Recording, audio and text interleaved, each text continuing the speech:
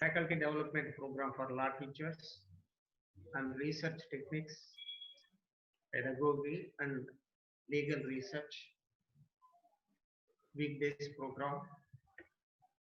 I am more privileged and fortunate also in attending all the 5 sessions that were over right from beginning, starting with Professor Shastri, Professor Jaykumar, Professor Ajay Kumar, and Surendranath, and Justice Ram Mohan Reddy, and now presently I am Delhi. Anyway, tomorrow also I will attend PSNR, Justice PSNR session. And before I start, I would like to welcome all the learner participants who are law teachers, my colleagues, directly, indirectly, and also Professor Father Jose Kuti in his absence, with whom we are observing his requests and others, Father Emmanuel, and Father Augustine also, who is not here presently, and Principal Professor V. Mohan Rao, who is monitoring the entire program, and all other participants and the dignitaries who have participated in this program. I once again express my sincere, I can say, namaskarams every one of you. Of course, legal research and the public interest litigation is the topic assigned to me. And there are 2 components here. One is legal research and public interest litigation. In the first part, the legal research methodology, I am planning to my practical experience as a teacher of law for the past 36 years, working in several institutions, starting from private law college, university, and also National Academy of Administration, Mussoorie, where IAS officers are being trained, and again National Law University, Patna, and again interacting with the people of different parts of the country by taking classes, and again finally working in this renowned institution, Weltec University, the School of Law, as a Dean of Law. And I want to share my personal experience because 30 PhDs in law,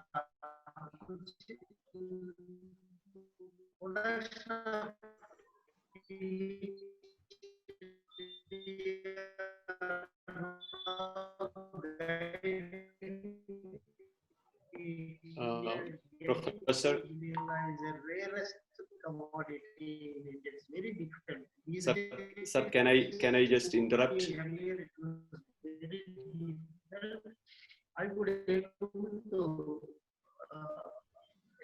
guide 30 PhDs successfully, and now I have written Subramaniam sir.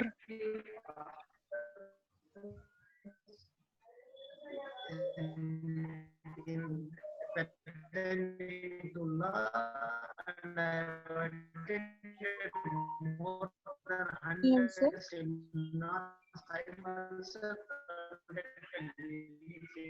Hello, sir. And with this practical experience, and I myself conducted a number of vivas. Sir, your voice is not audible.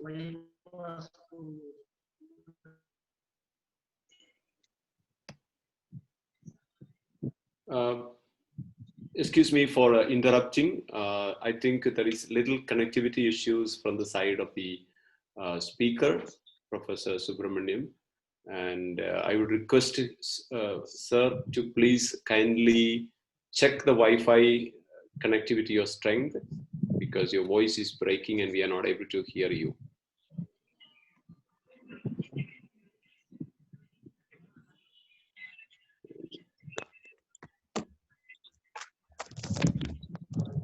Please please bear with us the technical troubles. We will try to resolve it. Father, there it has got disconnected somehow, and they are trying to reconnect it.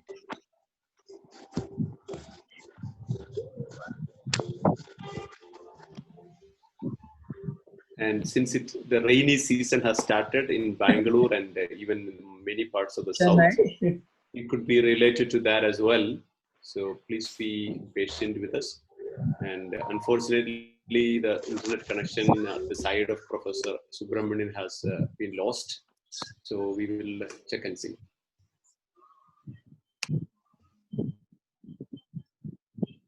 Rajiv, am I audible? Yes, sir. Yes, sir. Audible, sir. Actually, the connection is said to have been lost, and they are reconnecting. Okay, sir. Okay, sir.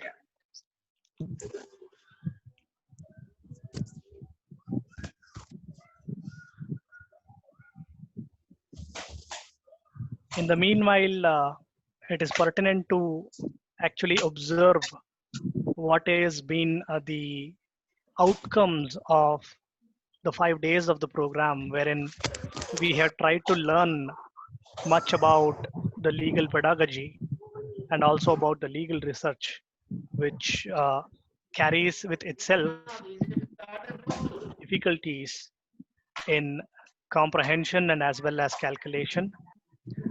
When we are talking about legal research, we must always think of the dual role that research has to play.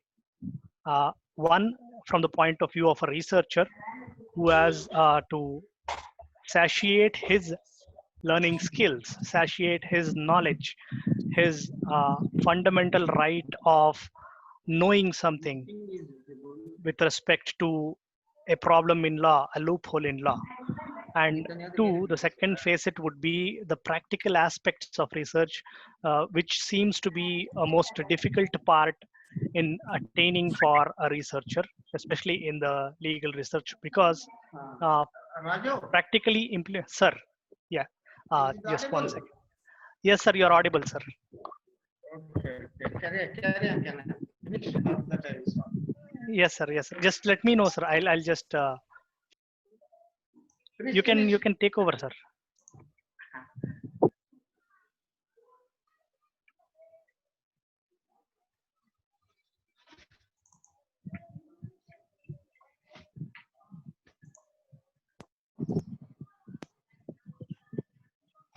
Yes, sir. Sorry for the disturbance. There is a technical Not a problem, sir. problem and net is slightly disturbed here, and now we are out of class. So shall I proceed? Yes, sir. Sure, sir.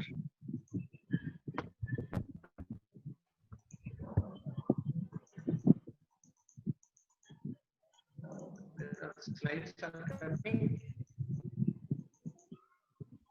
Okay, research. Legal research is, for that matter, any research is very important because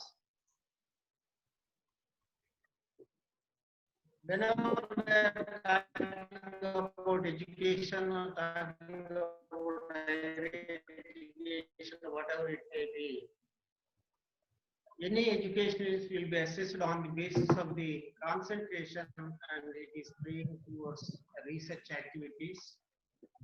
And by way of a research, institution will grow,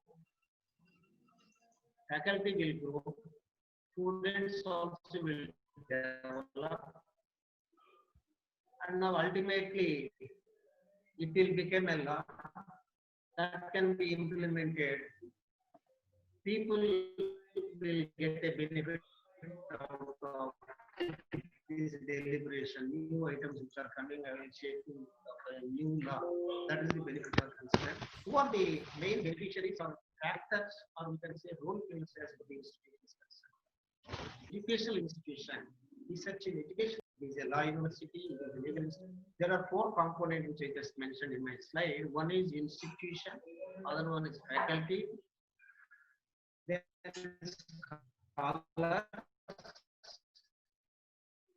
and students institution also plays a wide, concentrating more on research activities of the students, of the institution itself, or the faculty members. Institution may not be getting much recognition. Even UGC or other national level institutions, they will assess at higher rate any institution which is seriously pursuing research aspects in education. Coming to the faculty, for a faculty, there is no escape. If you want to be a teacher to any institution, you must imbibe or practice, develop research, without which there will not be any development at all. You will get a benefit out of your profession opted by you, which is a teaching profession. Only you get recognition, you get benefit only when you get a PhD. That is a must. That's why you must write articles, you must write books, you can develop only by writing articles, doing research, and also getting a PhD. It will give you, and you cannot become an associate professor or professor without having a PhD. Sometimes you have to kind of do it.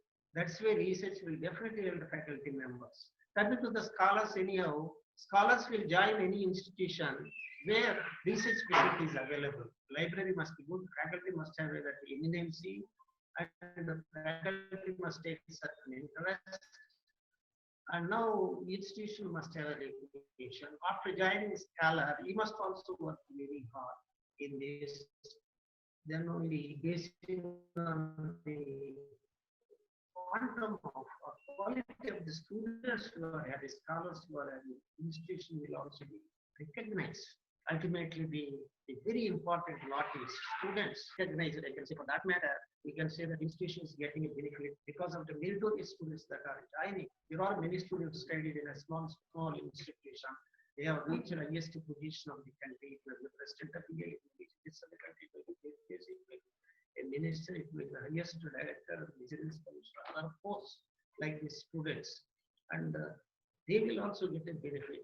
And when research facilities are available. So when any institutional faculty or the scholars are there paying attention, that institution will get a research. For that matter, purpose, we have national level institution, University Grants Commission, Indian Council for Social Science Research, Indian Council for Scientific Research, other science and STs, and many national level institutions are there giving a research funds, funding agencies. Government is giving these funds and institutions are developing. Only object is to facilitate the institutions of the students to do research and which will be beneficial to the nation at large. That is the importance of research. I am very happy that this particular area is being taken care of in this program. After that, next please. Coming to the research, I am not going to touch in details about the research, especially coming to the, when we talk here in this research means it is always a legal research. What are the steps for legal research? These steps are some of the items that are already being covered. The first step is after joining into research in any institution. So joining is also very difficult with these days. UGC insisted there must be an advertisement, there is application applied and again written examination and again personal interview, again a selection, and then only you must pay fees and you must get a registration, then you become an official scholar of that institution. This is a one process. After that, then we are allotted and we have to take a topic, research a topic. So this selection of the topic is very important, first time. And this topic must be very close to the candidate or the scholar. Scholar is having much interest over a topic which is going to select, and we can work more. Once it is selected, it will be with him for years together, may take 4 years, 5 years, 6 years, 7 years, or half before you. Even after completion of the PhD, this will become the topic will become part of his life, and wherever he goes, he carries that knowledge, he gets it. That is selection is very, very important. For that, now he has given a prior study other items also. Anyhow, objects must be clear. He mentioned few objects. Scope and extents must also be mentioned. Research problem, because you are going to select a topic as a scholar, and before doing a research which is unknown to you, which is a vague idea, then you are going to formulate it, and you have to create a problem of yourself. This is the problem. With this problem and how it is going to be solved, how you will achieve and what is to identify that too. For establishing all these items, you need to formulate a problem. That is the object. Methodology, anyhow, two methods mostly. There are many, many methods, two methods. One is in-house method, other one is called as a doctrinal method, and the general aspect, another item is empirical method. And these days, empirical method is being encouraged many times, and even UGC, which is now insisting that empirical method is always a better. He goes to the public, he goes with the knowledge, he goes to the schedule and other items, he will interact with the person, actually connect to that one, he will find it, get the information, and he will tabulate it, and he will again ascertain the truth, and finally he will establish a truth of it, and he will get certain findings, and also certain suggestions will be given. He can always say that if it is an empirical study taken by a researcher, and he can say that he is an authority, he can say, I did it, I am the first person, and doing it. Okay, after this, empirical is always better. Limitations of the study, the source of data one has to mention, and the next item is, which nobody has covered so far, which literature survey. This is otherwise called as a data review. Literature survey is also very important, because when you take a small topic, research is nothing but selecting a minute topic, working over the summers together, days together, years together at some time, and now prepare an elaborate material, ultimately ascertain the conclusion, coming to the conclusion, giving these decisions. And for that aspect, and you need to refer number of books. What are the standard books available for this particular small topic taken by you? Minimum 10 books, either article or mostly books. And now this is a book written by so and so person. This is the this is a book written by so and so person. This is the topic title of this one. This is an area connected to my particular topic, covered by so and so person, which is more beneficial to you. Likely you have to extract relevant information as far as your thesis PhD is concerned, research area is concerned. Then you have to provide the gist of that one within the beginning itself in the literature review.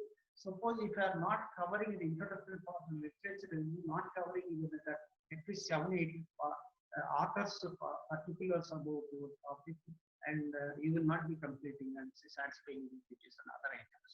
And one more item is limitations of study. Every scholar must invariably mention in its presentation the beginning itself, chapter, because research is a very, very wider area. Even you take a smaller topic and you go to wider and largely you will cover it. Sometimes whatever the topic you may be taken, it may be general topic, it may be minute topic, it may be a small topic, and now you may not be covering all the items connected. This is very difficult also. In that situation, in order to satisfy the examiners, and there will be 3 adjudicators, your thesis will be evaluated. One is an international, one is a foreigner, and 3 adjudicators are also experts in that particular area of study, your study. When it goes for their assessment, and they will verify, yes, you have taken this particular topic, and then there is a particular provision you have not covered, particular latest case, decided so and so, and particular country, this provision is well established, you have not covered, and certain latest changes you are not covered, something like this, and they will put some queries here and there in their reports, and some person who are studying your thesis also they will find out. In order to avoid those items, limitations of study is also very, very important, which means while writing this one, the beginning itself, you must mention that this is my area. I am confining my area of research only this specific area limited to this one. I am not going beyond that. I have not covered all the cases. I am not covering leading cases only. I am covering only certain other areas connected. I am not covering general laws. And like that, no, I am not covering all the international laws over this item limited. Suppose when you put that limited in the areas where you are limiting, and examiner will satisfy you, yes, he wanted to find out some mistake from you, and now he will avoid in putting that comment when you write the limitations of that is the importance of limitation study. And scheme of presentation as usual, next slide. So scheme of presentation, first item as well as introduction, last item usually the conclusion, and in between there are a number of other items. And coming to the legal aspects, now when I am talking about research, legal research, talking about research, it is only legal research. In this legal research, there are important and first item introduction. All introduction you will refer all the items which I just mentioned. After that, the last item is the scheme of presentation. In this scheme, generally what we have to touch as a scholar, first one is introduction. Second one, historical development of the topic connected. So whatever I am informing here, please take it granted. It is not final. Please, I am only these are suggestive areas where any scholar can cover. One is an introduction, historical development. Every aspect you take, please, even a minute aspect of law, because it is a law pertaining to law. There is a privacy, there is a liberty, there is any item, and there are historical development law which is existing law which was discussed in the Constituent Assembly, law subsequently passed, again amended, again decisions given by the Supreme Court and High Courts, and again modified, and now the comments made by many persons. There are, before you start, there are a number of historical developments with the national level and international level. Those aspects you need to cover. And same is the case existing. Like when you take a specific area of law, what is the existing law? Because law in India, now we are observing or learning or imbibing only it is a codified law. When you call it is a codified law in India or elsewhere mostly, codified law must always be interpreted. You can understand law only by way of an interpretation.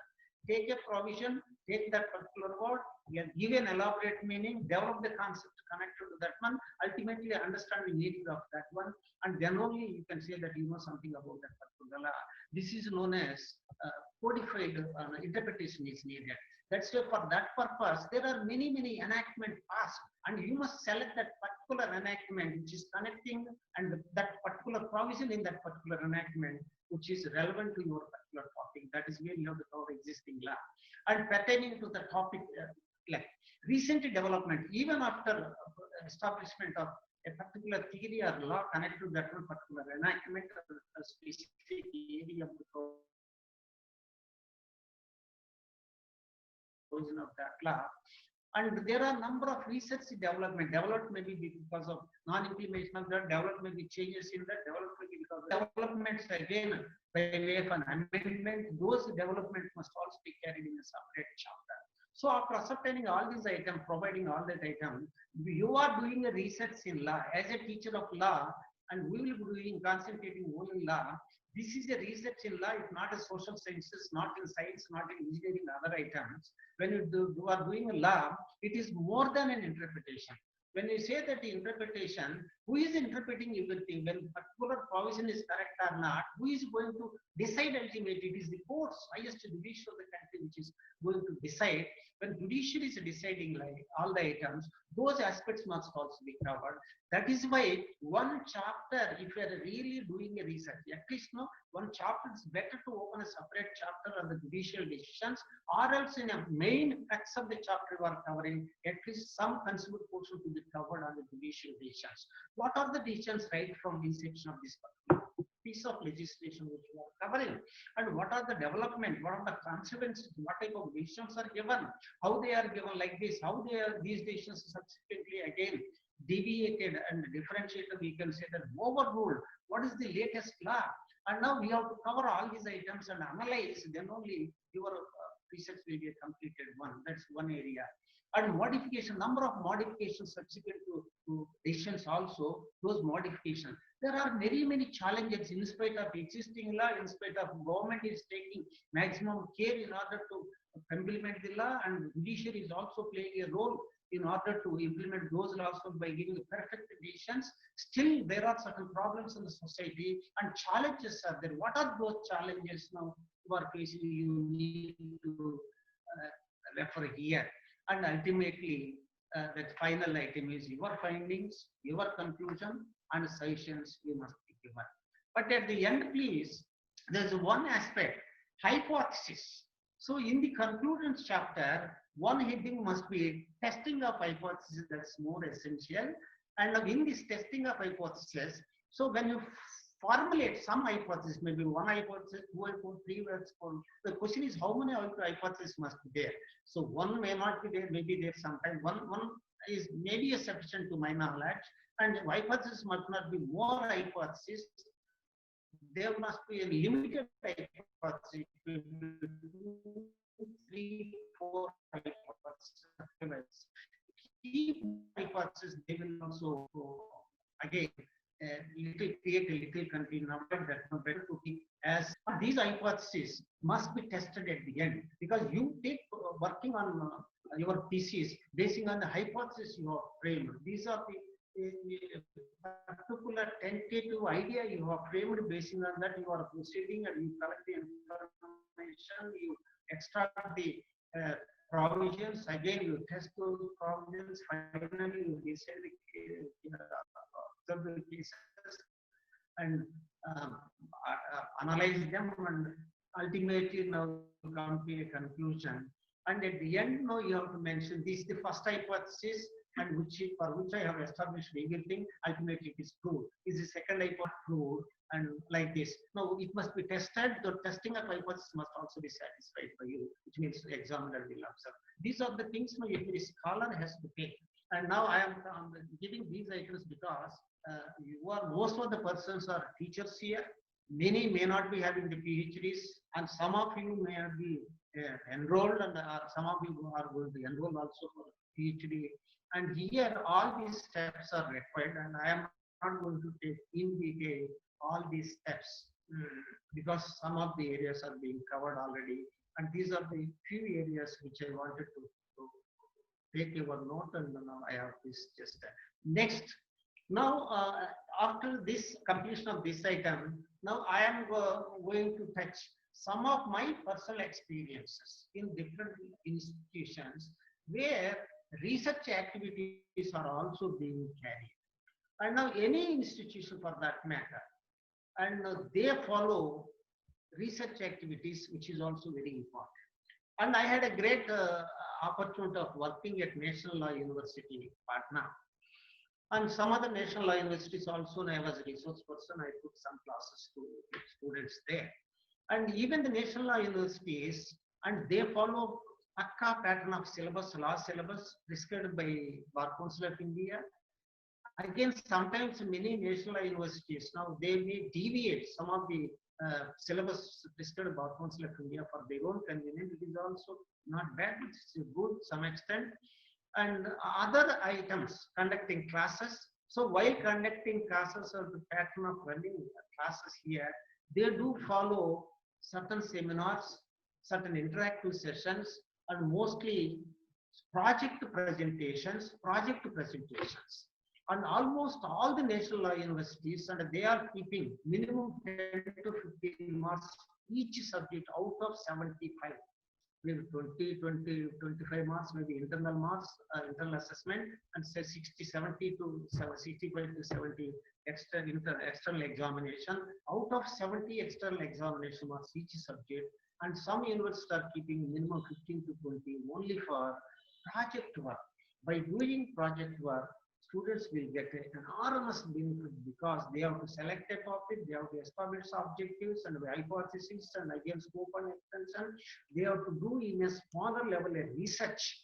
So while taking that subject, and they need to prepare a report of 15 to 20 pages, and they have to present before a teacher in the presence of all the students. And it is very, very beneficial for the student. I have seen, I have conducted many presentations like this, which I felt very, very happy. and really it gives an opportunity to students.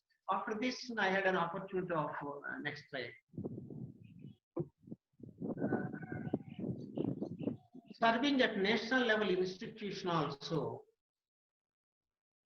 So I was a faculty almost 6 years in National Academy, Lal Bahadur Shastri National Academy of Administration, Mussoorie, where civil servants after getting IAS, forest service, volunteer services, forest service, foreign service, and other allied services also, including Indian Revenue and the Indian Railway Service, Indian Revenue Service, Postal Service, Economic Service, Audit Service, and all these persons, almost 300 candidates, students will get a selection from UPSC, and they will go to National Academy of Administration, Mussoorie, which is a unique institution for the entire country, where I got an opportunity of serving 6 years as a faculty there.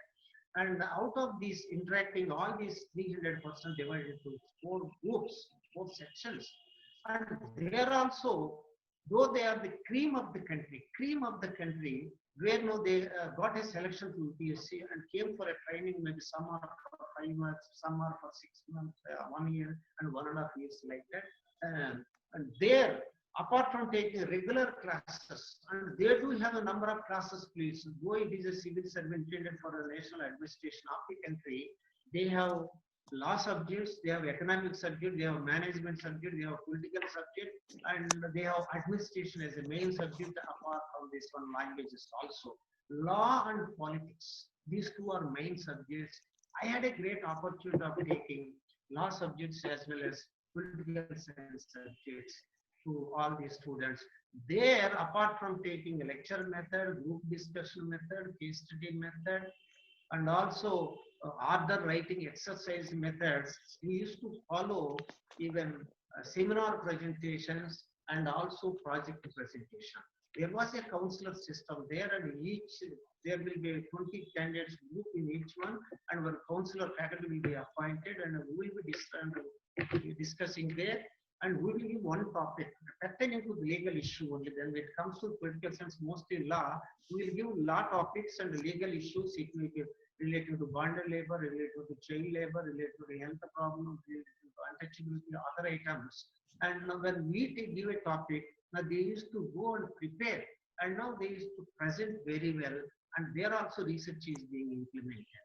So I had again, and how this national level institution, one more item, and Indian Law Institute,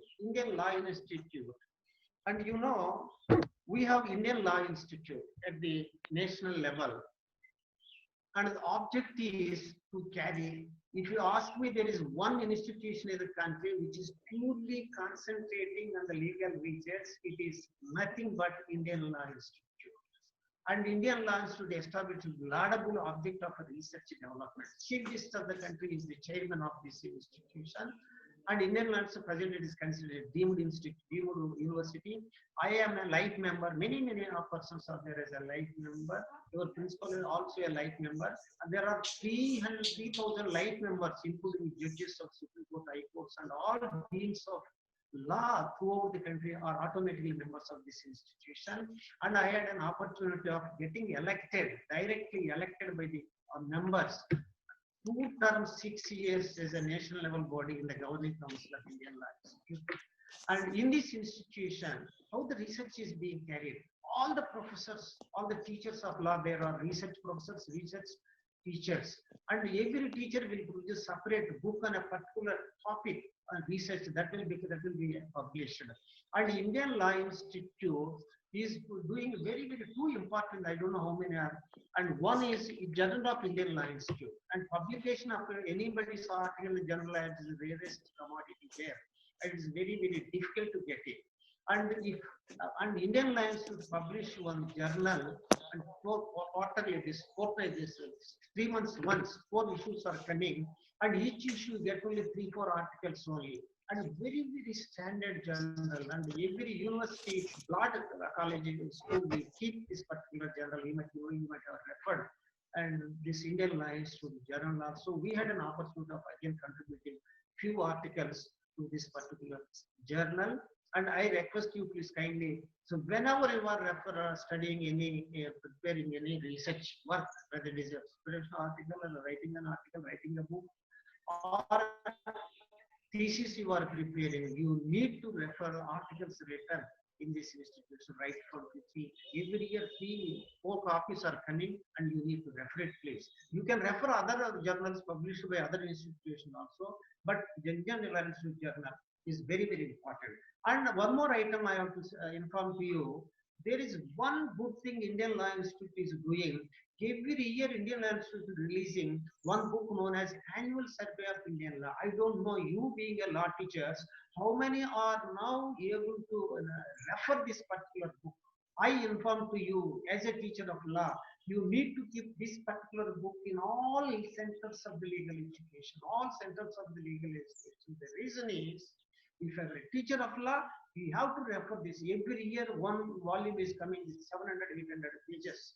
And now, what this institution is doing, they have selected 25 teachers of law, professors, and main eminent personalities over the particular area of subject. And now they will ask the teachers to prepare survey of development of that particular subject in that particular year, starting from January to December. And the particular teacher to whom that particular item is assigned, one for constitution, one for evidence, one CRPC, CPC, evidence, transfer of property, like this. And they prepare for 30 to 40 pages and development on that particular cases decided by the High Court, Supreme Court. Recent development as the new enactment came, subsequent items, and they have to prepare in a concise manner and analyze it critically. And now a survey is being prepared subject wise, and by consolidation they will prepare a book, and that is being published by Indian Law Institute known as Annual Survey, which is a very, very great research work. So I request all of you, please, if you are a teacher of contract, you study this book every year, and there are 40 pages on that particular last year itself. What are the development in the particular area? You can refer, you can become, you can at least get an acquaintance of the latest items even without referring any other book. I don't know how many are referring this one, and kindly keep this book. This is the one good thing government and Indian Law Institute is doing. And other one, publication of research books. And publication of the research book, a number of books they are being published, not only teachers' books, and others are also. Collection of the books. Friends, I will inform you, because now we are talking about the research activities. Research activities, if you are a faculty or a scholar who is doing a research in law, your research will not be completed unless you go to Indian Law Institute, stay there at least 1 week and collect the material. If you are not visiting Indian Law Institute library, which is a pioneering, extraordinary library and single library available in the country as far as the legal research is concerned. And Indian Law Institute is alone getting even 200 on international journals. It is getting again another 300 national journals. It is getting a number of reports also. And if you go there, take a minute topic of law, and take as a research area, and you go to Indian Law Institute, you get material from there. I don't know how many are visiting that one. To my knowledge, many visiting, you may not be able to get much material connected with your research, and you need to cover. And this is a one huge collection of books. And now it is AC for the past 20 years. It is AC completely centralized. AC is available, and you feel more happy. And you will get everything. Take any type, small, minute area. You get all the material connected. You will be more happy. You need not go anywhere. Go to Indian Law, stay at least 4-5 days and get the material. 50% of your work will go over as far as collection of information, your PhD topic is. This is about Indian Law Institute, and we are very, very happy. And I am associated. Many of teachers, including your principal, is also life member, and he also contributed some of the articles to the journals. And still, we are contributing to Professor Mohan Rao and myself. A particular topic on transfer of property. We have been contributing for the past 10 years over transfer of property in the name of Annual Survey of Indian Law. And after that, please, the next one, research is national training institutions. Maybe I have already covered. Next slide, please. So coming to research area, role of a teacher. Now, I just mentioned in the beginning itself. I don't know how far it is. I am justifying. It is. I am mostly concentrating on my personal experience as a teacher of law, as a supervisor, as a person who has conducted like this. So, as a teacher and also supervisor of research, that much time is taken. I have produced 30 PhDs in law. And as a teacher, he must have an interest. Suppose you are really a guide to any person, you must also keep some interest over the topic. And every supervisor of a research, you should not have any bias over the topic to be selected by a scholar. Scholars must be given a complete option. And as I just mentioned in the beginning itself, option is necessary.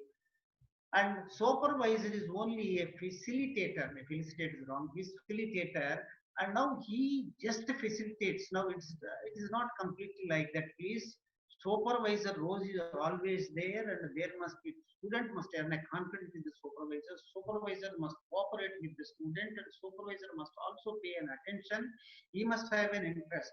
And over that particular topic, there are many occasions where a particular topic, some topics are given to my scholars, and I used to prepare some articles also. I used to refer some article published in the books, and I used to extract those items, apply to my students. That's what I was doing, and students were also happy. If you say that the supervisor is only the facilitator, and it is not sufficient, please. He is everything. He is a philosopher, a guide, and he is a monitor. He has to provide every assistance that is required to do. Because confidence must be given to the scholar. If confidence is given, my guide is giving everything, he will get a more enthusiasm, and he will get a feeling, and he will finish his PhD as quickly as possible. That is my feeling as a supervisor of law. So after that, so I have also conducted many PhD presentations, please. So now, when you complete a PhD, submit that PhD, there will be three adjudicators. Your PhD will be assessed by three adjudicators. Before that, please, now I am not finding time to do all these items. So one of a topic taken by my scholar earlier, and this is a reproductive health as a human right and a critical study. So friends, this is an incident I am going to tell. I am not going to elaborate this particular item. In one incident, one teacher was working as, now she is a senior teacher at Padal Ramaredi Law College at Hyderabad. And she came, when she got admission in our university, when I am appointed as guide, she came with a topic known as reproductive health as a human rights studies. She wanted to have a complete option to her. I was little hesitant initially in accepting this particular topic, because what is this she is going to do in a small topic known as a reproductive health, and it related to woman procreative capacity and other items. And to my surprise, and he said, sir, I will do it, sir. I have many doctors who are my relatives, and I am going to take assistance. Even problems are there. And anyhow, she took it seriously. She has completed within 4 years. She established all the objectives which I mentioned here and the hypothesis. And to my surprise, she did very well. Ultimately, very nice findings and conclusions were also there. All three adjudicators. For woman is a small area. Procreation is a very important thing. And this procreation capacity, woman must also be protected always. Once that capacity is disturbed, there are many instances where this procreative capacity may also be disturbed for a woman. It may be ill health, it may be a rape, it may be an accident, it may be suddenly observing certain things, it may be a sudden shock, and it may be ill health and a number of other items. And now these are the instances where she will lose this procreative capacity. Ultimate result is she may not be in a position to procreate and deliver. And to keep good health, to keep all these items, protect law, and state must come to her as she is the ultimate has conclusion, and she did very well. All three reports came positively, and well researched comments came from the reporters. When she presented, she has presented very well. All the team of people, this committee has appreciated, and now she got PhD. She is a very good teacher. And now, like this, now you can take a minute topic and can go. So, as a teacher, I have conducted number of PhD presentations also. So now, when you come to the PhD presentations, or next slide, please, one or two, or pass. PhD presentation. So this side some rain is coming, thunder showers are also coming, please, and there is no guarantee that we will continue. Or anyhow, is it visible, audible, please? Yes, sir. Yes, sir. Hello? Yes, sir. Yes, sir. Audible, audible. Okay, It's okay. audible, Next it's slide, change it, please. Slide I want to see. Quickly.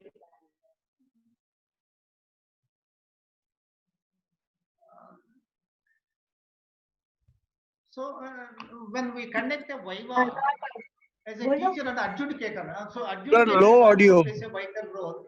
Huh? Low Sir, we audio. are getting the voice with low noise, low audio. No audio, yeah. No, the reason is some thunders are coming here and rain is also now disturbing this particular area. That might be the reason why low audio is coming, and anyhow sometimes maybe go out of our touch also. Oh, the voice is okay. So, no problem. Let us continue to the extent for okay now. And as an adjudicator of the thesis, and I have mentioned that now I had a great opportunity now even evaluating more than 60 PhD theses in law. Now it is a rarest of rare opportunity anybody. I am very fortunate. I learned many things in evaluation. Evaluation also teacher learns many things and one has to spend. So I used to even read that PhD thesis one day preparation, one day again typing and finalization, where you have to mention how introduction is covered, how the hypothesis is covered, objective is covered, and again the matter connected with law is being covered. What is the language that is used, and what is the type of footnotes they are used, and what type of findings they have come ultimately, and how the execution of the PhD is covered. All these things must be assessed by adjudicator, and now adjudicator will definitely get a benefit out of learning, even reading all these items. I got a benefit out of that, and ultimately one has to work more. And after that, PhD presentations. Now I had an opportunity of again chairing many PhDs, many PhDs as a principal, as a other department, and again as a chairman of board of studies, and also going to the external universities, an external member, there again participating external member in the presentations. And now there we also learn many things. And now I want to suggest to all the scholars, ultimately, you have to prepare, pay more attention, prepare material to the extent possible. Don't leave anything connected to your particular area, and prepare systematically, establish, and now then only you will get a confidence, your PhD will get a good report. This is as an adjudicator of thesis. And coming to preparation of thesis, submission of thesis, again, after complete submission of your PhD thesis, it will be adjudicated. After adjudication, university will appoint a committee, and that committee will consider proceedings will be prepared, and the scholar will be informed, and he has to attend that PhD viva. That is the ultimate and final thing as far as PhD is concerned. And what a scholar has to do in this final PhD viva. PhD viva is really a test to any PhD scholar. It is a real test to PhD scholar. When you prepare well, you are a person with good knowledge over the topic. Definitely you will get, if you prepare well, when you acquire knowledge, when you acquire the subject, when you collect the material, really did it with the assistance of your guide, and definitely you will be a different person as per that particular topic is concerned. You will not be hesitating anything, you can present very well. And now your presentation, you get a confidence when you present it. And it is an opportunity to exhibit your talent in the particular research area you have done. And now in the presentation, what we have to do, and everything you have to present in a systematic manner, because PhD is a work you have completed by consuming your valuable time of maybe 5 years, 6 years, 7 years, something like this. This 7 years work you have to complete only within 45 minutes, and very, very concisely you have to do it. And there you have to present in a systematic manner whatever I got objectives again introductory chapter, and again schematic presentation of the item by item. You have to cover all the items in brief, chapter wise, and present it in a systematic manner, and appreciate all the members of the committee there. There, each university, your guide will be a member, and your guide may be a member, and research dean will be a member. Again, chairman board of studies member, and one or two external members will all be. The university vice chancellor will appoint one nominee as a member, and again senior professors of law will also be the members of the board, and all these intellectuals will be there in their presence, and you have to present and without any hesitation. And once you present and when come out of that one, and you get the utmost great satisfaction, and you ask your professor Mohan Rao how he did his PhD work when he did on special economic zone, and again and acquiring lands of really poor persons at Kakinada. When he presented it, and it was applauded by many presenters there, and they have sent messages to him also. Like that, I don't know the type of satisfaction you get.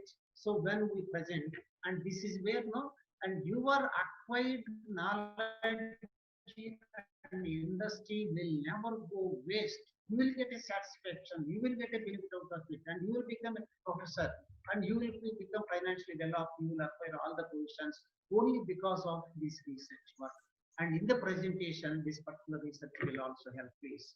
And ultimately now, these are some of the items now where I request the scholars, please, you must develop interest, you prepare well, collect the material, discuss with guide, and again discuss with few group members, maybe your other faculty members, even with the students and subject experts and administrators, scholars for this particular area.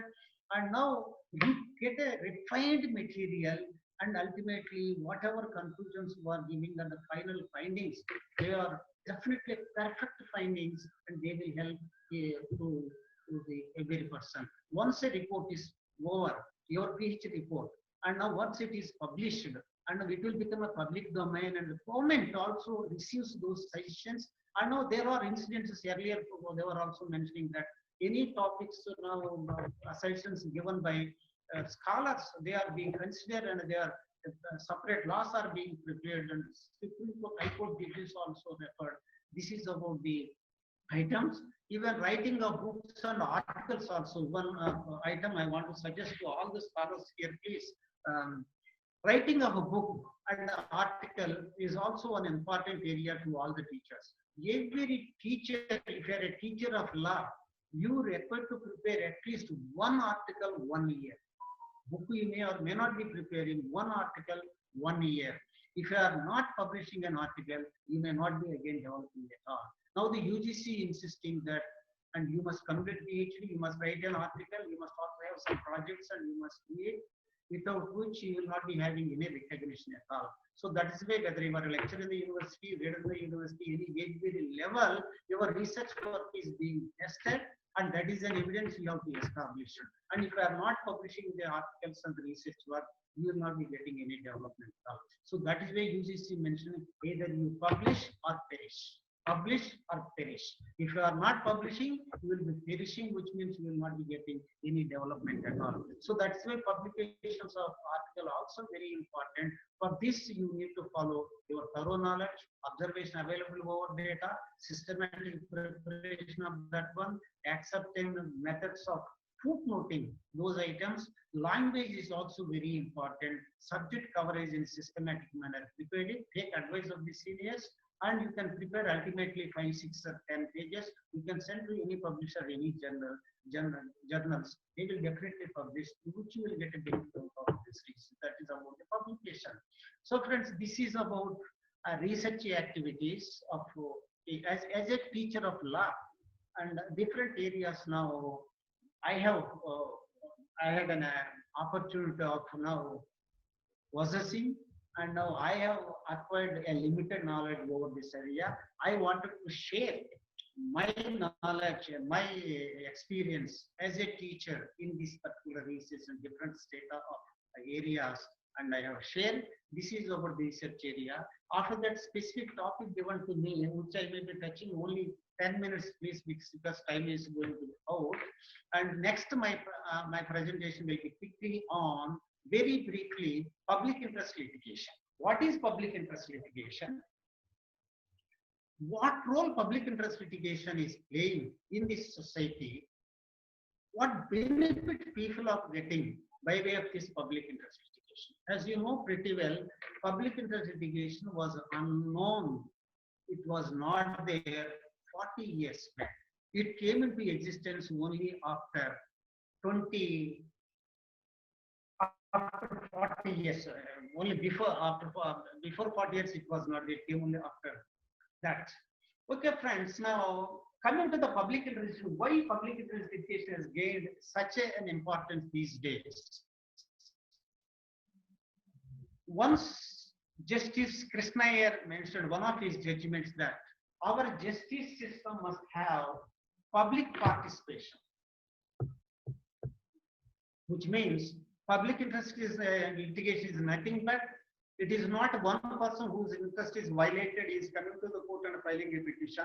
Other person, public spirited person with kindness when others' rights are violated, who is capable to know, and he approaches the court and he files a petition and without any payment also, like that, and he argues on behalf of the group or individual also. Now he will work for the benefit of others. Then such a litigation is considered a public litigation, and which means Justice Krishna Iyer mentioned that now people's participation is needed. People does not mean that individual whose interest is affected, anybody on behalf of the aggrieved person also.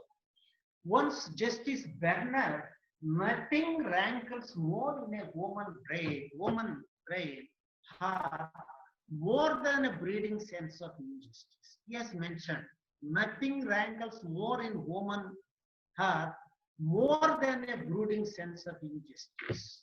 If injustice is caused to anybody, it is very, very difficult to cope up. Anybody, please, difficult to cope up. That is why,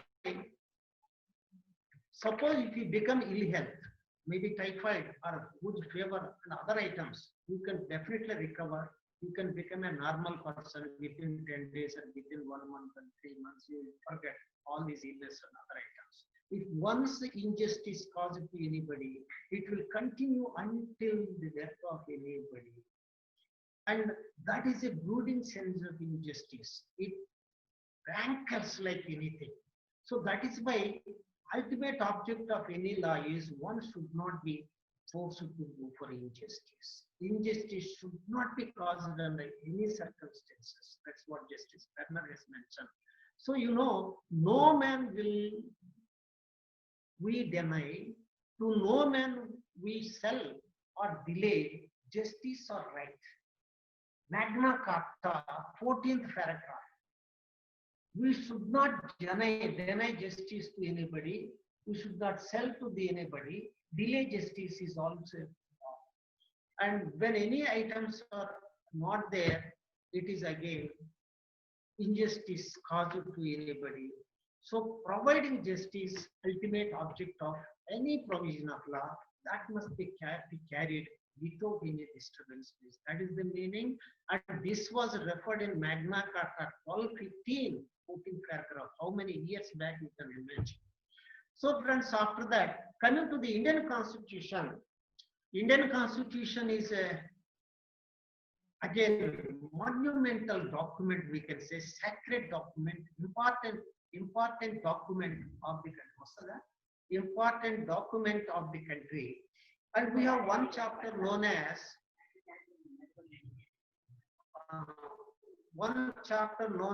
or the part, Directive Principles of State Policy.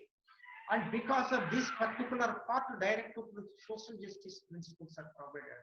Object of Indian Constitution is to establish a welfare state, a state where social justice, economic justice, other types of justice must also be achieved.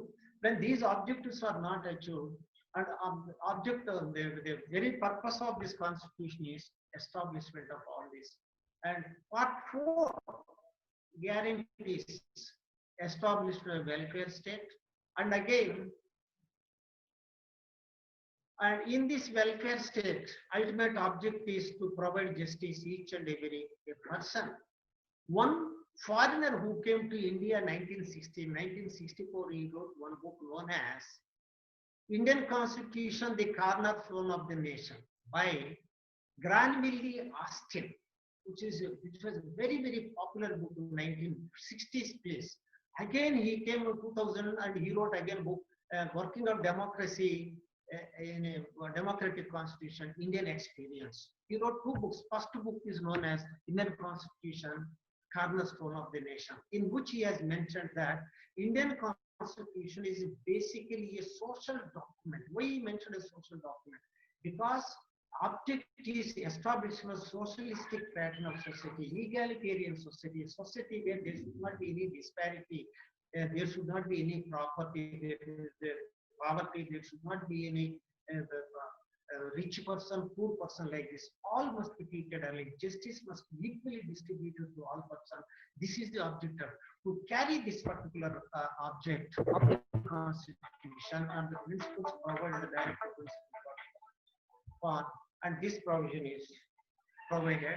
And this is about the public interest litigation. And you know, even the procedure, there is a relaxation of the general procedure of locus standi, and you must have a right to stand over the item. Your right must be violated, then only you are allowed.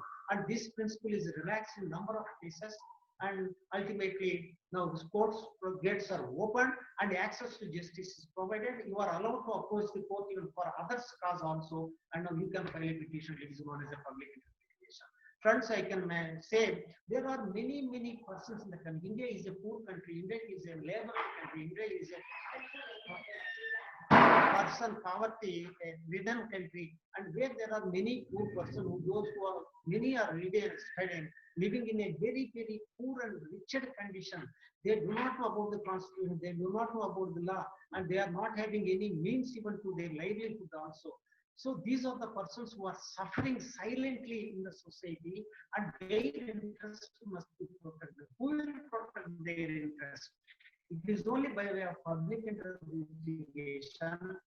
When some problems are there, when some disturbance is caused, their rights are violated. It is only the other person who is the pro bono public, who is having an interest over the public at large, and with the spirit of public interest, and they come to the court, they will file a case, and now there are many, many cases. There are many persons like MC Mehta, many advocates who are filing public.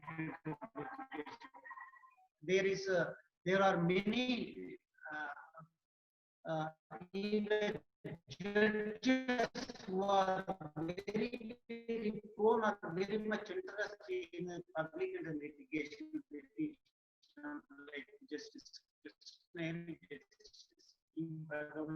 Justice Kuldeep Singh, and many, many other judges also. And there are many, many social organizations, NGOs, who are also working over this and working for the cause of downtrodden person by actively filing a public plethora of public interpretations have filed before the Constitutional Court, High Courts, and Supreme Court, and many, many decisions are given. Even the course of this compensation were awarded to the sufferers, and government of India and the government of many states were asked to pay thousands of lakhs of compensation, and they got a benefit out of that. There are many, many cases, you know, what are those cases relating to public interest litigation.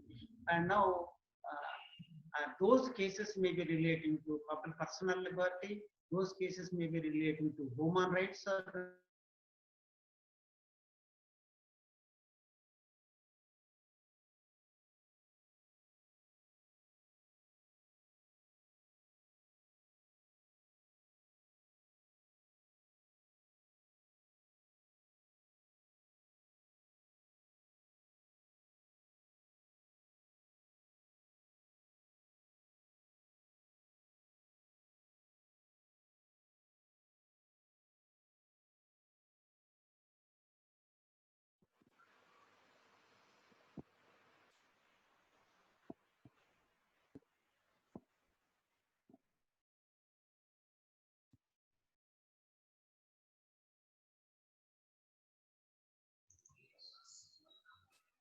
participants kindly bear with us as there is a power cut at Professor Subramaniam's place due to heavy rains.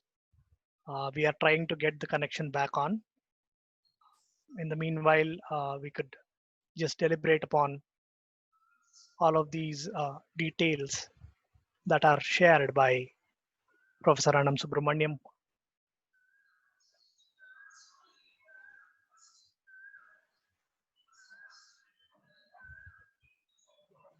It is pertinent to notice that the relevance of public interest litigation with that of the researcher researching in a particular fashion to lead this litigation on to its desired result is nothing but a source of research in itself. So when we are talking about such public interest litigations, of course, the instrumentality to which happens to be the Constitution of India, and it has to be done by way of Article 32 or Article 226 of the Constitution, empowering the Supreme Court of India as well as the high courts of the states to deal with such public interest litigations. And there have been many instances in which these public interest litigations have been more than just public interest litigations, but have been mechanical, motorized processes to obtain certain results, and that we have seen in the recent times as well. So there have been many guidelines with respect to this by the Supreme Court of India time and time again. Very recently, one of the petitioners who had filed a frivolous public interest litigation had been imposed a cost of rupees 10 lakhs by the court. So like that, there is a mechanism adopted by the courts themselves to avoid such frivolous proceedings.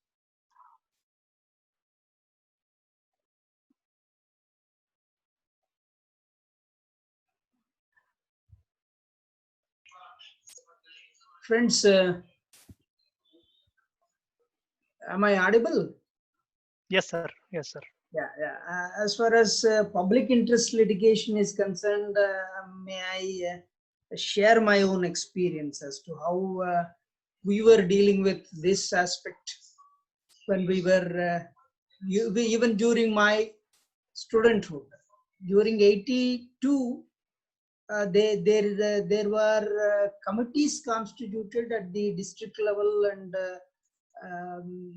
there used to be a kind of propaganda as to how public interest the Supreme Court and Supreme Court has been entertaining petitions, and as we are very well aware,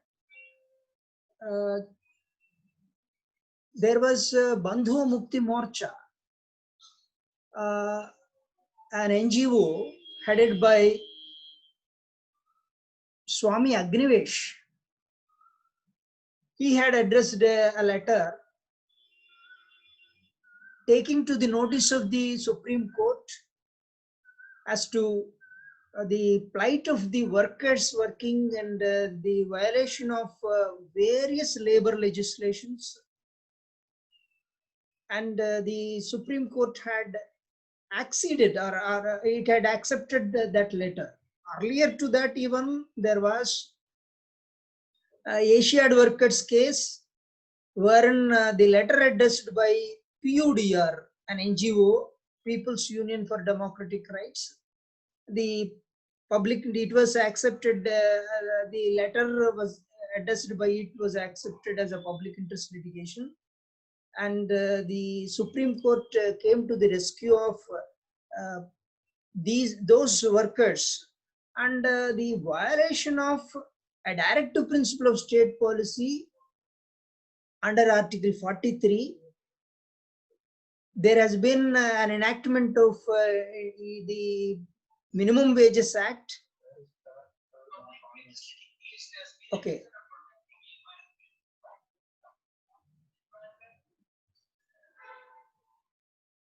However, that kind of activity came to our notice, and we were taught about this public interest litigation concept, and we were even encouraged to address the Supreme Court by way of letters, and we were doing that.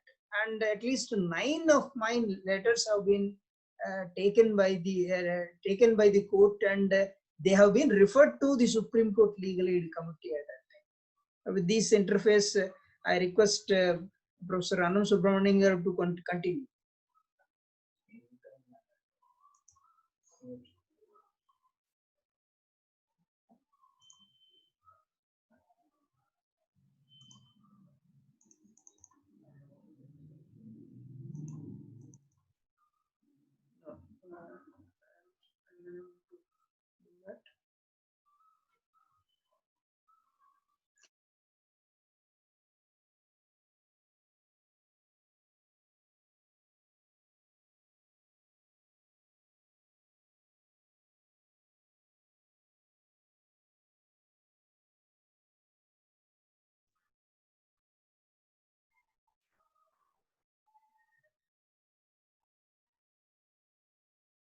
Raju, I came on the line, but you have unmuted me. No. You must have muted yourself, and you are audible now. You are audible now. Please continue. No, I am not muted. Now you are audible, sir. Please go Okay, ahead. carry on.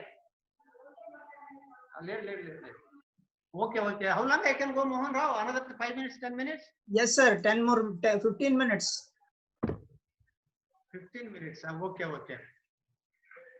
So sorry for the disturbance, and there is a heavy rain is going on here again. Now and then thunder are also visible, and at any time we may also lose our connections.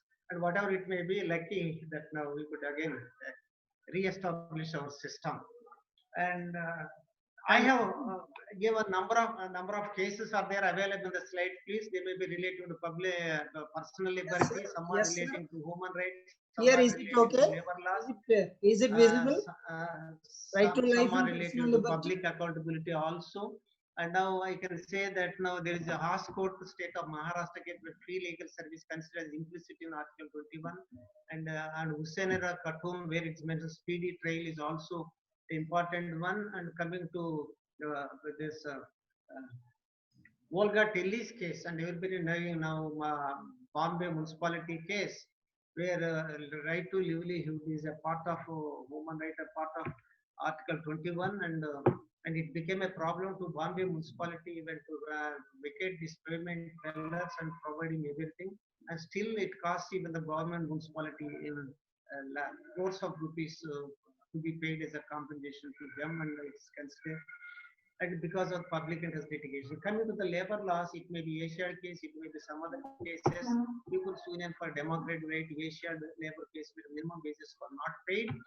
And Supreme Court has directed that now getting wages are their right, labor laws must be implemented. If are not paid in violation of constitutional principle, especially Article 21 and other items. Bandhuva Moti case now just now Mohan Rao is referring. And some number of other cases pertaining to labor laws are there. Like that, there are many environmental cases, a plethora of cases. You know, MC Mehta is one advocate from Jammu, and who came from Jammu and settled at Delhi, and Mahesh Chandra Mehta, and filed many cases in different high courts and also Supreme Court. And it may be William Gasley case, Ganga pollution case, motor vehicle case. And now I have seen number of motor vehicle cases filed. I visited even Supreme Court also when the arguments are going on relating to this one. And Delhi municipality is a different, municipal corporation is different. And a series of cases filed by MC Mehta relating to vehicular traffic, which caused Delhi pollution. And now for the past 20 years, and no vehicle without this compressor gas, natural CNG is allowed, and that's how this is controlled. All old vehicles were seized and they were thrown out of the roads of Delhi, and new vehicles are allowed, and again CNG system. And Delhi is now a different because of this number of cases filed vehicle. Taj Mahal case, and even a number of other cases also. And it may be a recent case by DS Pupuswamy related to Aadhaar case, and it may be transgender cases. Number of other cases is a recent amendment. This one made to the Constitution National Judicial Appointment Authority case, and where they wanted to appoint a judicial committee for appointment of judges, and it was also struck down by the Supreme Court. The first time where law was passed by the Parliament, and now when it was questioned before the Supreme Court, and Supreme Court has mentioned that it is unconstitutional, and now they have stopped the procedure of all these items. So friends, there are plethora of cases provided. There may be apprehensions, there may be any limitations, there may be any items. Of course, public interest litigation, sometimes it is may be used as a personal interest litigation, again political interest litigation, and payment interest litigation also. The price interest litigation, and there should not be any of influence of these three items, then only we can do. And Supreme Court has taken care of, while allowing a number of cases, Supreme Court itself and High Courts have taken care of and putting a limitation over these items. In one case, SP Gupta versus Union of India, 1984, when the judges transfer from place to another place was questioned by an advocate of the Supreme Court, and he was therein that you don't have any stand to file it, and Supreme Court has done. And therein, and the Supreme Court has mentioned 5 guidelines now where public interest can be streamlined. Subsequent Sudeep Majumdar case is also there, and where Union of India, the state of Madhya Pradesh, where 10 guidelines are provided. Now it's systematized in the public process of public interest litigation. Some may be commenting that public interest litigation is like this. And the latest case, that may be Uttaranchal versus state of Bhagavat Singh, and where 8 guidelines are provided, apart from again conferring the already decisions given by the Supreme Court over many cases earlier, and again confirming the principles already established for streamlining the process of application and the dispensation of justice over the public interest litigations. And this particular case has established many almost 8 guidelines. So like that, and now these days public interest litigation is not that much easy to consider, and unless you have a specific interest, unless a particular interest is violated by a group of persons, unless it is properly approached and convince the court, the Supreme Court or High Courts are not going to accept. That's why judiciary as an active umpire body, it is also taking both the High Courts and Supreme Court constitutional courts, they are taking that much seriousness in the process of public interest litigation. That's why still it is gaining a momentum. Friends, there are many cases. So conclusion, only one conclusion I want to cover, please. Apart from all the items, you can see the slides. That particular slide, please. Next slide. This one. Another one, please. Before slide. Okay, next slide. Next slide, please. Next. Okay, no, earlier slide. One slide is there. So what is the importance of public interest litigation? Before that, before that. Okay, whatever it may be, public interest, this one please, earlier one. This one? No.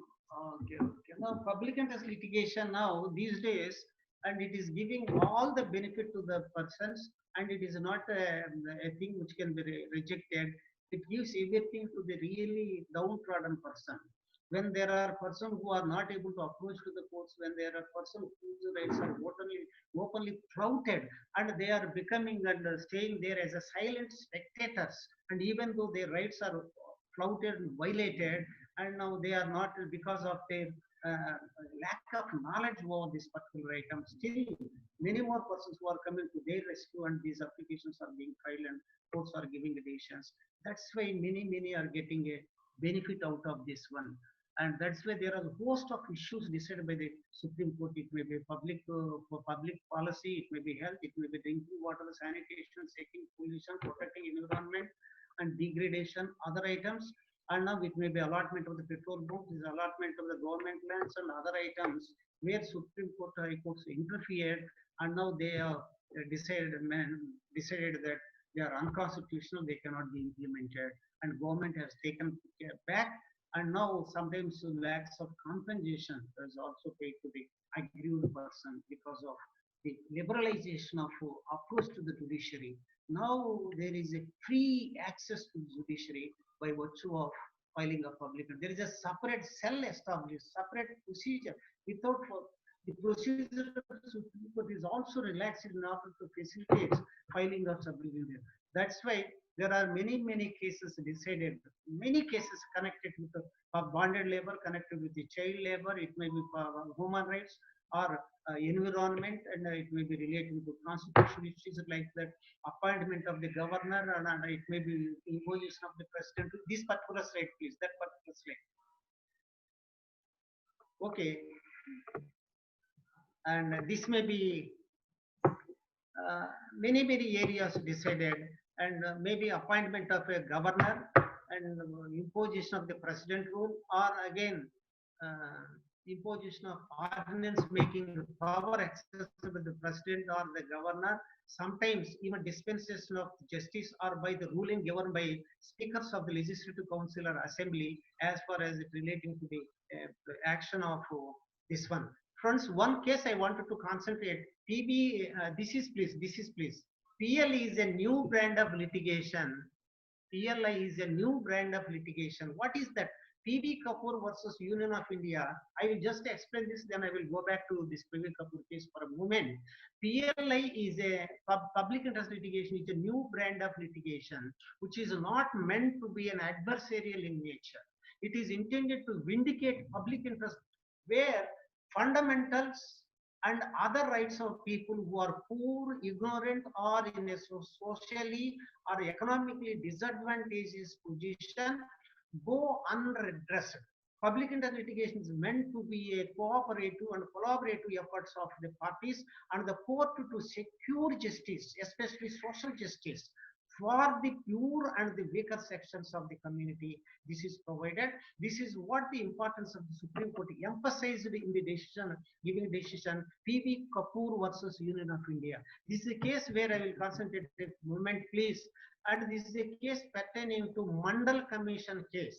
And you know, when VP Singh was the Prime Minister of the country, and he has appointed a committee known as the Mandal Committee, and he has taken a report from the Mandal Committee, and the Mandal Committee recommended 33% reservation to backward class persons throughout the country, and the government took a decision for implementation of the commission report, and where the order was passed, and the 33% reservation for backward class provided all the government jobs.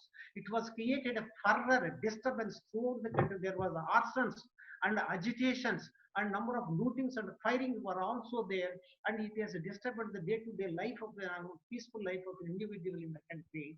So ultimately, PB Kapoor and filed a public interest litigation before the Supreme Court, and where the government of India was asked to answer before the Supreme Court for three aspects. One is your action over this particular case, Mandal decision, your excessive action over related to the activities of this one, arsons and other items, your inaction as far as related to these items. What is your action, please? The government action, taking a decision of implementation of Mandal Commission report, providing a reservation which is against, again, majority members of the other community persons, and which was created again a disturbance throughout the country. Because of this action, government, the entire nation, peacefulness and peaceful life of running of the country was disturbed, and you are responsible. The government, you government at the center, you have taken a decision, you are responsible. And in a excessive action, police who are supposed to oppress all these items, and they have beaten the many persons who are agitating, and they were there are a number of deaths who took place because of the excessive action of the police, for which the government of India was asked to answer and pay the compensation also, because it is considered as a excessive action. After that, inaction. And now your action, you are responsible. Your excessive action, you are responsible. Your inaction also, you are responsible. What is your inaction? And you have taken an action, your excessive action. All these things are happening, and the entire nation was disturbed. Lootings were going on. Firing was also there, and the properties were destroyed. And now you are silently, you became a silent spectator. You are not paying in any attention at all, for which you, being a state which is responsible for protecting the property of other persons in the. So now this is what this is considered, and this is about public interest litigation, where Supreme Court has asked, and now the government was asked to answer. You see how much information is given as far. So finally, please, And there are number of incidents also. There are number of petrol bunks where they were supposed to follow in a certain manner. They have not been allotted. Satish pilot. And now the certain government properties like stalls and shops of the government housing minister Sheila Kaur, she has not distributed properly. That is there.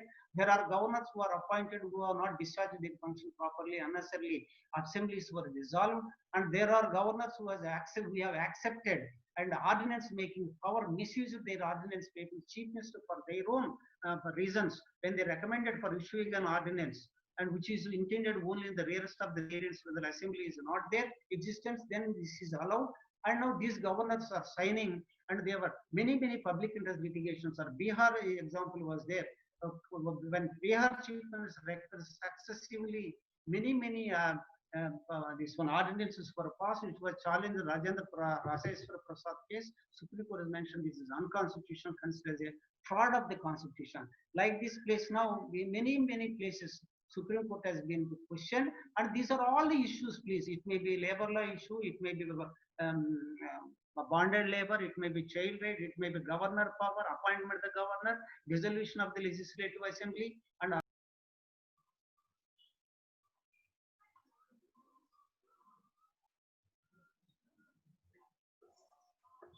Kindly bear with us. Once again, it has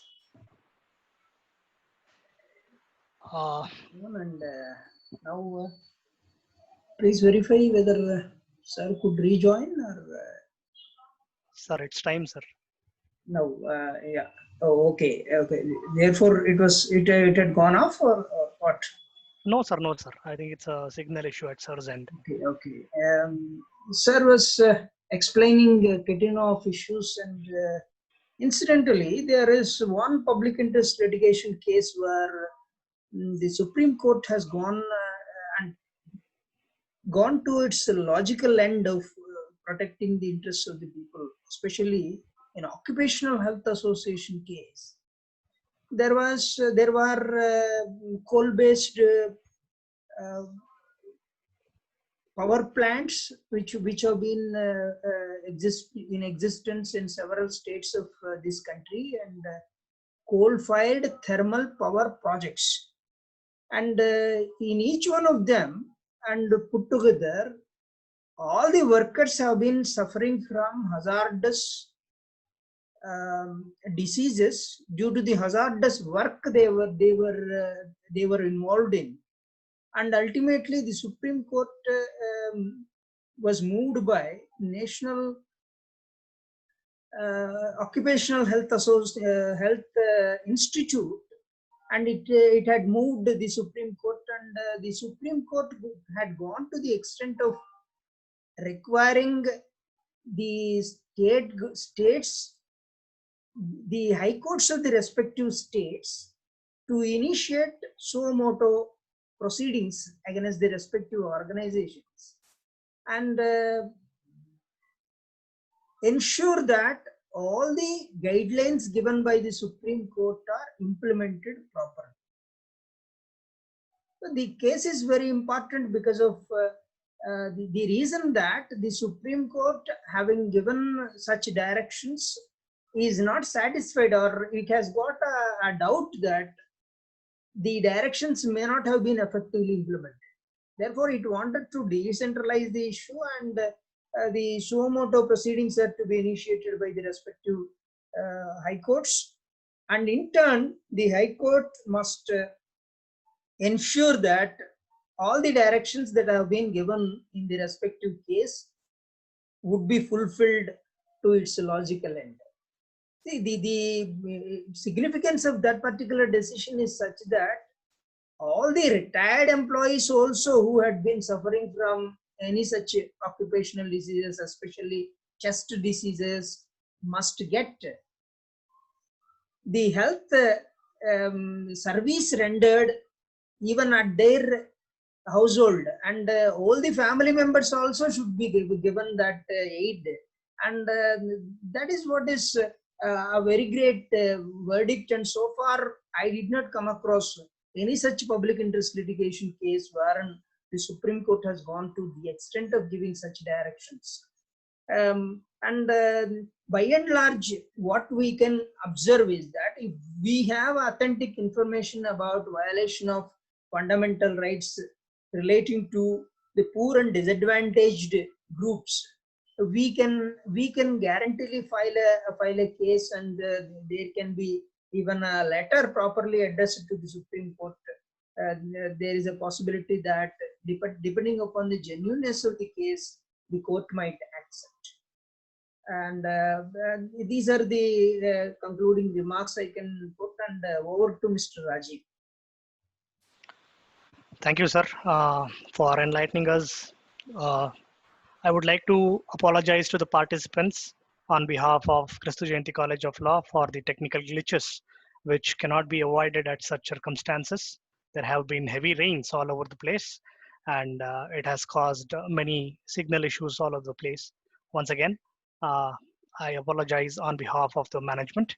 Now, we've come to an end of day 6 of the faculty development program, wherein sir very beautifully dealt with the concept of public interest litigation and legal research in a very detailed manner, and how at one point of time they remain synonymous with each other, because in a well drafted public interest litigation you need to have a good amount of legal research involved. And I now request the principal of Christu Jayanti College of Law, Professor Dr. Mohan Rao Bolla, to propose the vote of thanks. Over to you, sir. Salutations to one and all participating here, and I feel it a privilege to propose the vote of thanks on behalf of Christu Jayanti College and Christu Jayanti College of Law. Kudos to a very great professor like Professor Annam Subramaniam, who has had multi talents and a very great human being, and he's being my guide. What I observed is that he is a committed teacher, and that commitment also takes him to be a very great guide, philosopher, and a friend. And many of his scholars also joined this session today, and all would definitely agree at one point that he has been a very great friend, philosopher, and guide to each one of those who are being guided, and a proactive guide with respect to every issue that is associated with the research study. Sir would take it as if he is doing all these. Suppose out of all the 30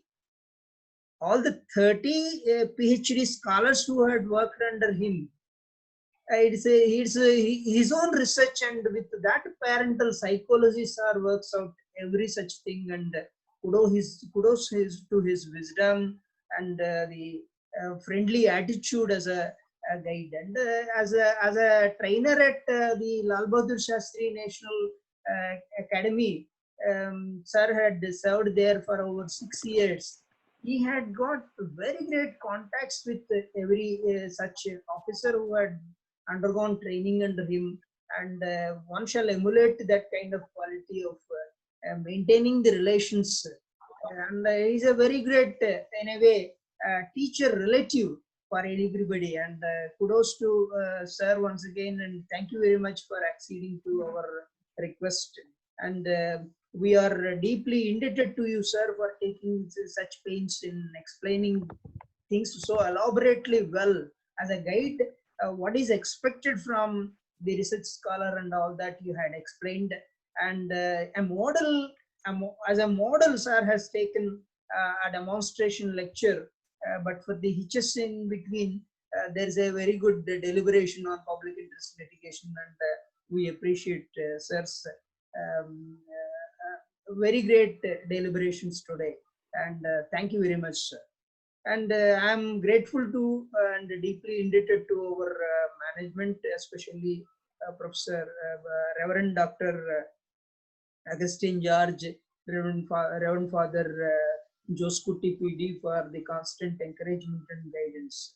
Our director, Emmanuel PJ, Reverend Father Emmanuel PJ, has been a constant source of inspiration for us and a guide in organizing every program, and in particular this program, which has been organized online exclusively, and this Nyayacharya Deepika could not have been a success without the support, active support and guidance from Father. Thank you very much, ma'am.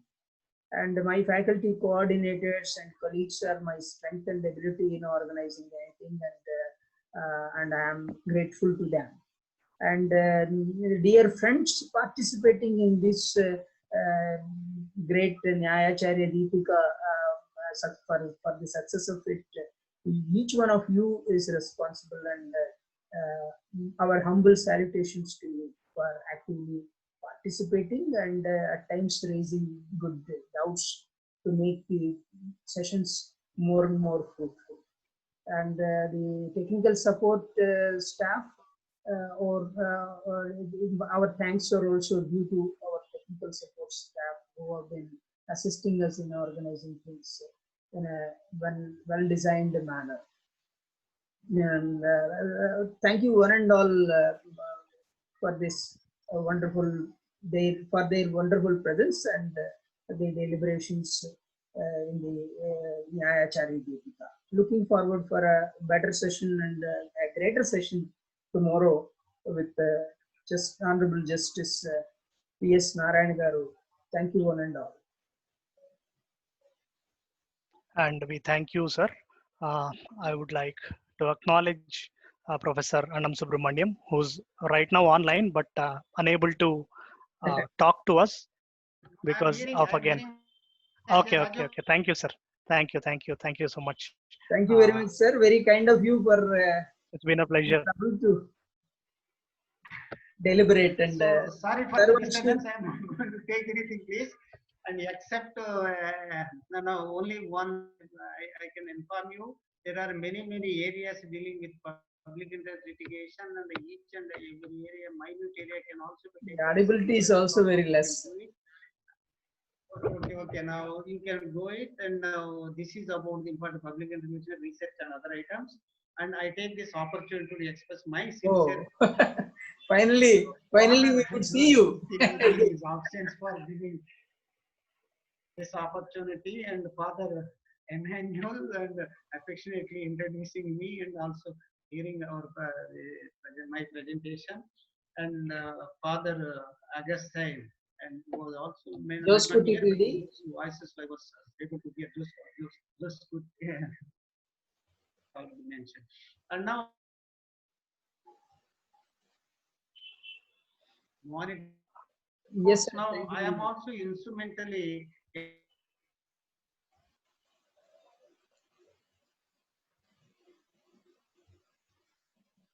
Thank you, Professor, and thank you all the dignitaries and all the participants and the coordinators.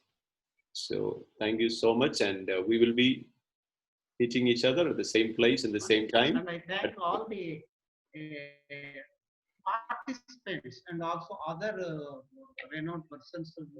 He may be an advocate, he may be other persons with other positions. Mostly my colleagues who are teachers of law, who are the participants here, and who silently, I can say that now, were able to hear my presentation. I am very happy because I have some information with me. I want to share that information to all the participants, and I got an opportunity to share my feelings to you, and I express thanks to each and every one of you for patiently listening my end, and of course here and there, and I. Thank you, sir. Thank you very much. Thank you, sir. To all the research scholars here, or the scholars who are going to, whether you are a scholar or you are not scholar, you are a teacher, you are supposed to write an article where you have to follow all these 5 sessions you are hearing, and also especially your attention as for the research area is concerned, right from the top. Selection of a topic, whether writing an article, writing a book, or writing a thesis or a project work. Thank you, sir. Thank you. Legal aspects, if you follow those aspects, and your outcome will definitely be a different one. You will definitely get a benefit out of that. Is an objective, that one. And if you follow this one and gain this one, that is the ultimate object of the purpose of this item. and that is being achieved. So once again, I thank every one of you. Thank you very much. Yeah. The feedback for this session would be forwarded in the respective WhatsApp group. Kindly fill the feedback form and submit it on time. We come to an end of day 6. Thank you one and all. We'll see you again tomorrow. Take care. Thank you.